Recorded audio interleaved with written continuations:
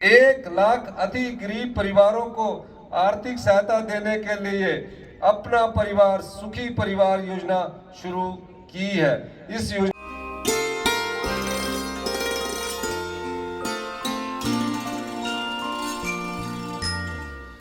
प्राकृतिक वैभव से परिपूर्ण हिमाचल प्रदेश की चोटियां, नदियां, झरने और यहाँ का कण कण अपनी समृद्ध सांस्कृतिक विरासत की गवाही देता है। आध्यात्मिक शांति से भरे वातावरण में यहाँ के भोले भाले और मेहनती लोग सकारात्मक ऊर्जा से संचारित रहते हैं। नाम मात्र के संसाधनों से विकास यात्रा शुरू करने वाला ये पहाड़ी प्रदेश आज जिन ऊंचाइयों पर पहुंचा है, वो प्रदेश के मेहनतकश और भोले भाले लोगों की कड़ी मेहनत, ईमानदारी और दृढ़ संकल्प का प्रतिफल है। 15 अप्रैल का दिन प्रदेशवासियों के लिए विशेष महत्व रखता है। देश की आजादी के 8 माह के उपरांत 15 अप्रैल 1948 को 30 छोटी बड़ी पहाड़ी रियासतों के विलय के परिणाम स्वरूप Himachal Pradesh chief commissioner province के रूप में अस्तित्व में आया। लोकतंत्र में आस्था रखने वाले जननायकों के नेतृत्व में यहाँ की जनता के संघर्ष को बड़ी सफलता मिली थी। 25 जनवरी 1971 को हिमाचल प्रदेश को पूर्ण राज्य का दर्जा मिलने के साथ हिमाचल प्रदेश भारतीय संघ का 18वां राज्य बना। विकास की इस यात्रा को आगे बढ़ाते हुए व्यवस्था परिवर्तन के संकल्प के साथ मुख्यमंत्री ठाकुर सुखविंदर सिंह सुक्खू ने प्रदेश में सुशासन से जन सेवा का अभियान शुरू किया है। मुख्यमंत्री जन हितैषी योजनाओं से विकास की नई इबारत लिख रहे हैं। सीमित संसाधन, विरासत में मिले कर्ज और भौगोलिक चुनौतियों के बावजूद मुख्यमंत्री ने कल्याणकारी राज्य की परिकल्पना को साकार करने के लिए अनेक अभिनव कदम उठाए, लेकिन प्रदेश की विकास की राह में बाधा डालते हुए भारत सरकार ने राजस्व घाटा अनुदान रोक दिया। इस निर्णय से प्रतिवर्ष प्रदेश को 8 से 10 हजार करोड़ रुपए का नुकसान होगा। आरटीजी सरकार का अधिकार नहीं है, वो हिमाचल की जनता का अधिकार है। हर साल हमारे बजट में आरटीजी के माध्यम से 10,000 करोड़ रुपए आता था। 16वें वित्त आयोग ने क्या किया, उस आरटीजी को बंद कर दिया, यानी कि साल का 8 से 10,000 करोड़ रुपया आप लोगों का काट दिया। 54,000 करोड़ रुपया जयराम ठाकुर जी को आरटीजी मिली 5 साल में। 16,000 करोड़ रुपया जीएसटी का आया, टोटल 70,000 करोड़ रुपया आया। 70,000 करोड़ में से अगर उन्होंने 30,000 करोड़ रुपया वापस कर दिया होता तो सिर्फ हमारे पर लोन 18,000 करोड़ रुपया लगता। मुझे कितना मिला उसी आरटीजी का? 17,000 करोड़। हमने उससे स्कूल अच्छे किए, ओल्ड पेंशन स्कीम दी, 70 साल से ऊपर का सारा ईयर दिया। मुझे 70,000 करोड़ रुपया मिला होता, ये प्रदेश कर्ज मुक्त होता, किसी प्रदेश के किसी व्यक्ति पर कर्ज ना चढ़ा होता। जहां आरटीजी रोकने का ये निर्णय प्रदेशवासियों के हितों का हनन है, वहीं मुख्यमंत्री दृढ़ संकल्प के साथ विकास पथ पर आने वाली हर बाधा को पार कर हिमाचल को आत्मनिर्भरता और खुशहाली के पथ पर अग्रसर कर रहे हैं। प्रदेश सरकार प्रतिबद्धता के साथ जनता के साथ किए वायदों को चरणबद्ध तरीके से पूरा कर रही है। लोगों को राहत प्रदान करने के उद्देश्य से प्रदेश के इतिहास में पहली बार तहसील और उप तहसील स्तर पर विशेष राजस्व लोक अदालतों का आयोजन किया गया। इन विशेष अदालतों में अब तक इंतकाल के 4,45,424, तकसीम के 24,118, निशानदेही के 50,318 और दुरुस्ती के 13,882 मामलों का निपटारा किया गया है। प्राकृतिक चुनौतियों का सामना करते हुए मुख्यमंत्री ने सेवा परमो धर्म को सर्वोपरि रखते हुए संवेदनशील प्रशासन की पहचान कायम करते हुए आपदा प्रभावित लोगों को राहत प्रदान करने के उद्देश्य से कई निर्णय लिए।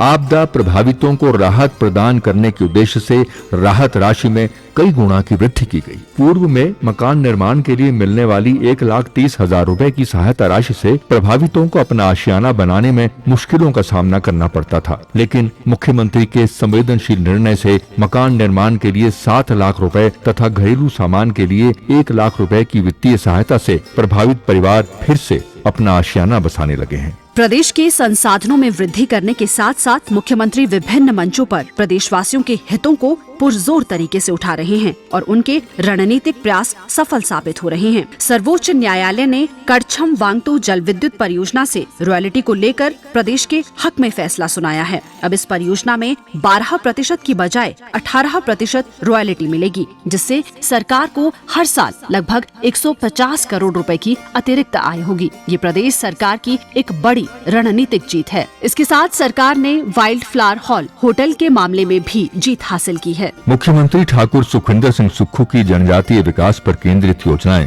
प्रदेश के समग्र विकास की प्रतिबद्धता को प्रतिबिंबित कर रही हैं। इसी का स्पष्ट उदाहरण है कि मुख्यमंत्री ने सत्ता संभालने के उपरांत पहली बार काजा में हिमाचल दिवस समारोह मनाया। इसके अतिरिक्त 15 अप्रैल 2025 को पांगी में भी हिमाचल दिवस समारोह आयोजित किया गया। सुशासन की पहचान बन चुके सरकार गांव के द्वार कार्यक्रम को भारी स्नेह और जन समर्थन मिल रहा है। काला पानी कहे जाने वाले डोडरा क्वाट, कुपवी के टिक्कर गांव, जिला कुल्लू के सरची गांव तथा पांगी और प्रदेश के दूर दराज के क्षेत्रों में रहने वाले लोगों के साथ संवाद की कड़ी जोड़कर मुख्यमंत्री ने लोगों के साथ विश्वास की डोर को और अधिक मजबूत किया है और मुख्यमंत्री गांव के मुख्यमंत्री बने हैं। योजना के तहत इन परिवारों को 300 यूनिट तक मुफ्त बिजली देने का निर्णय लिया गया है, जो हमारी चुनावी गारंटी थी। साथ ही इन परिवारों की महिलाओं को इंदिरा गांधी प्यारी बहना सुख सम्मान निधि योजना के अंतर्गत 1500 रुपया प्रति माह की सम्मान राशि भी दी जाएगी। हमारी सरकार इस बात के लिए प्रतिबद्ध है कि अति गरीब और पिछड़े परिवारों तक सरकार की योजनाओं का लाभ पहुंचे।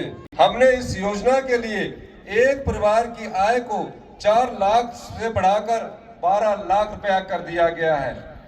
12 लाख की आय वाला कोई भी व्यक्ति अपने बच्चों की पढ़ाई के लिए 1% ब्याज की दर से 20 लाख रुपए का लोन ले सकता है और सरकार उसकी गारंटी देगी।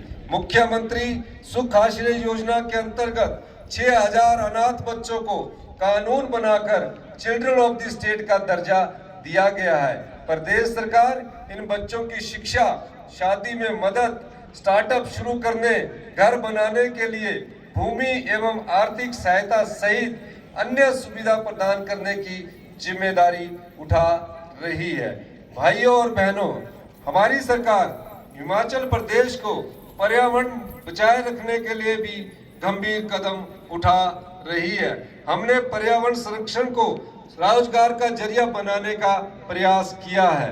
राजीव गांधी वन संवर्धन योजना के अंतर्गत महिला मंडलों, युवक मंडलों और अन्य स्वयं सहायता समूह को प्रति हेक्टेयर 1,20,000 रुपए की आर्थिक सहायता प्रदान की जा रही है। इससे जंगल भी बचेंगे और युवाओं को आजीविका का साधन भी मिलेगा। पर्यावरण संरक्षण की अपनी प्रतिबद्धता को आगे बढ़ाते हुए हम मिशन 32% योजना शुरू करने जा रहे हैं, जिसके अंतर्गत प्रदेश के ग्रीन कवर को वर्ष 2030 तक 29.5% से बढ़ाकर 32% करने का लक्ष्य रखा है।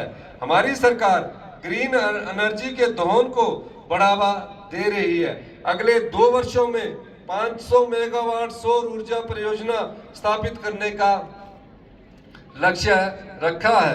प्रदेश में पर्यटन की अपार संभावनाओं को देखते हुए प्राकृतिक, धार्मिक, साहसिक, आध्यात्मिक और स्वस्थ पर्यटन को बड़े स्तर पर बढ़ावा दिया जा रहा है। कांगड़ा जिला को हिमाचल की पर्यटन राजधानी के रूप में विकसित किया जा रहा है। कांगड़ा हवाई अड्डे के विस्तार के लिए भूमि अधिग्रहण का कार्य शुरू हो चुका है। प्रिय प्रदेशवासियों, हमारी सरकार विश्व स्तर की स्वास्थ्य सेवाएं उपलब्ध करवाने के लिए निरंतर प्रयास कर रही है। 15 से 20 वर्ष पुरानी मशीनों को बदलने और दिल्ली एम्स की तर्ज पर हाई एंड चिकित्सा सेवाएं उपलब्ध करवाने के लिए 3,000 करोड़ रुपया खर्च किए जा रहे हैं। राज्य में पहली बार रोबोटिक सर्जरी की शुरुआत स्वास्थ्य क्षेत्र में एक क्रांतिकारी पहल है। यह सुविधा प्रदेश के 4 मेडिकल कॉलेजों में शुरू की जा चुकी है और जल्दी ही हमीरपुर मेडिकल कॉलेज में भी उपलब्ध होगी। हम प्रदेश में एडवांस ऑटोमेटेड लैब की सुविधा प्रदान करने जा रहे हैं, जिससे कंप्यूटर के माध्यम से कई प्रकार के टेस्ट एक ही ब्लड सैंपल से हो जाएंगे और इनकी रिपोर्ट भी सटीक होगी। प्रदेश में स्वास्थ्य सेवाओं को विस्तार देने के लिए पहले चरण में 70 आदर्श स्वास्थ्य चिकित्सा संस्थान खोले जा रहे हैं। जिनमें 6 स्पेशलिस्ट डॉक्टर सेवाएं दे रहे हैं। IGNC शिमला में पैट स्कैन की सुविधा प्रदान कर दी गई है, जबकि टांडा मेडिकल कॉलेज में यह सुविधा जल्दी उपलब्ध करवाई जाएगी। इस सुविधा के मिलने से हमारे प्रदेश के लोगों को कैंसर जैसी गंभीर बीमारियों के टेस्ट के लिए बाहरी राज्यों में जाने की जरूरत नहीं होगी। मैं घोषणा करता हूं कि कुल्लू, उन्ना, चंबा, नाहन, बिलासपुर और धर्मशाला जो डिस्ट्रिक्ट हॉस्पिटलों में MRI मशीन लगाई जाएगी, साथ ही चंबा, नाहन और बिलासपुर में मैमोग्राफी मशीनें लगाई जाएगी। अपने 3 वर्ष के कार्यकाल में हमने डॉक्टरों के 300 पद भरे हैं और सभी मेडिकल कॉलेज में इतिहास में पहली बार PG के 314 अतिरिक्त पदों को भरने की प्रक्रिया शुरू कर दी है। इसके अलावा डॉक्टरों, पैरामेडिकल स्टाफ और टेक्नीशियन के खाली पदों को भी मिशन मोड पर भरा जा रहा है, ताकि मेडिकल कॉलेज प्रभावी रूप से काम करे। इस वित्त वर्ष के लिए जो मैंने बजट प्रस्तुत किया है, उसमें आम लोगों और मिडिल क्लास पर कोई बोझ नहीं डाला गया है। यह प्रदेश का पहला ऐसा बजट है जिसमें किसानों, बागवानों, पशुपालकों, भेड़ पालकों और मछुआरों को केंद्र में रखकर लाभ दिया गया है। हमारी सरकार ग्रामीण अर्थव्यवस्था को मजबूत बनाने को सर्वोच्च प्राथमिकता दे रही है। हमने दूध उत्पादकों को लाभ प्रदान किए हैं, जबकि यहाँ ना तो पशुपालकों की मांग थी और ना ही हमारी चुनावी गारंटी। गाय और भैंस के दूध पर पशुपालकों को देश में सबसे अधिक समर्थन मूल्य दिया जा रहा है। पिछले 3 साल में गाय के दूध पर समर्थन मूल्य 32 से बढ़ाकर 61 रुपए, भैंस के दूध को 47 रुपए से बढ़ाकर 71 रुपए प्रति लीटर किया गया है। हिमाचल देश का पहला राज्य है जहां प्राकृतिक खेती से उगाए गए गेहूं, मक्की और हल्दी के लिए न्यूनतम समर्थन मूल्य दिया जा रहा है। हमने गेहूं का समर्थन मूल्य 60 से बढ़ाकर 80 रुपए प्रति किलो और मक्की का 40 से बढ़ाकर 50 रुपए किया है। कच्ची हल्दी का समर्थन मूल्य 90 रुपए से बढ़ाकर 150 रुपए प्रति किलो करने का निर्णय लिया है। चंबा जिला के पांगी घाटी में प्राकृतिक रूप से उगाई जा रही जौ को राज्य सरकार 60 रुपए प्रति किलो के समर्थन मूल्य पर खरीद रही थी, जिसे अब बढ़ाकर 80 रुपए किया गया है। इस पर 30 रुपए प्रति किलो समर्थन मूल्य प्रदान करने का फैसला लिया गया है। किसान भाइयों की समस्या के समाधान के लिए हमने किसान आयोग के गठन का निर्णय लिया है। मछली पालकों को इस साल जलाशय की मछली के लिए न्यूनतम समर्थन मूल्य दिया जाएगा।